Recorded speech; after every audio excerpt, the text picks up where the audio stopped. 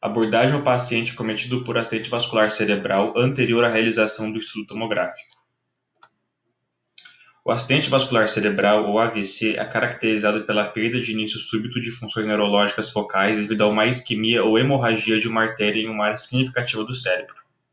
Esse quadro é marcado por quatro principais características: início súbito dos sintomas, envolvimento focal do sistema nervoso central, ausência de rápida resolução e etiologia vascular.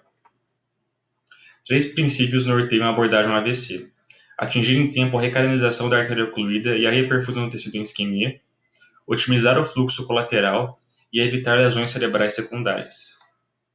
O controle da área de penumbra. A área de penumbra é um local hipoperfundido com alto risco de sofrer um infarto. A abordagem deve se basear na restauração da perfusão sanguínea, poupando a penumbra antes que haja um dano irreversível ao tecido. Esse local recebe o nome de COR quando infartado. Medidas para o congelamento da área de penumbra. Aumentar o fornecimento de oxigênio, incrementar a perfusão colateral e reduzir a demanda de oxigênio do tecido. Os primeiros passos na abordagem ao AVC. Monitoramento dos sinais vitais, verificação da estabilidade hemodinâmica e respiratória e aplicar as escalas de Glasgow e Cincinnati. A anamnese deve constar questões como a hora exata do surgimento dos primeiros sintomas e, caso não seja possível, qual foi o último horário em que o paciente foi visto saudável, como foi a sequência cronológica dos eventos, qual a pontuação emitida na escala NIHSS, perguntar se o paciente possui comorbidades como diabetes, epilepsia, demência ou dependência química, se possui fatores de risco cardiovasculares, se ingere substâncias que inibem a coagulação sanguínea e se há histórico de trauma.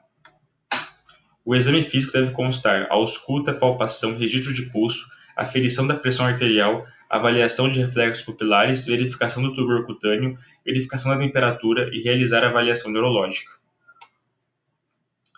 Deve-se checar a glicemia capilar. Caso a glicose esteja inferior a 70 mg por decilitro, deve-se administrar glicose hipertônica a 50% com a posologia de 20 ml endovenosa, repetindo o hemoglicoteste em 1 hora.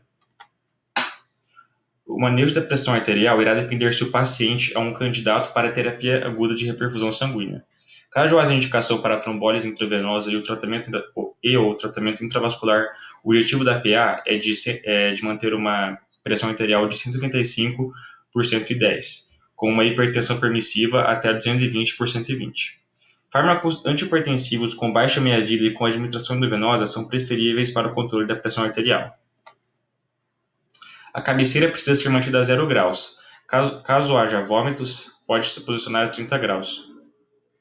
Deve-se monitorar e documentar a saturação de oxigênio, a gasometria, a temperatura corporal, a frequência cardíaca e a frequência respiratória.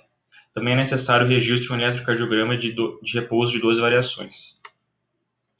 Caso a saturação for inferior a 94%, deve-se administrar entre 2 a 4 litros de oxigênio por minuto.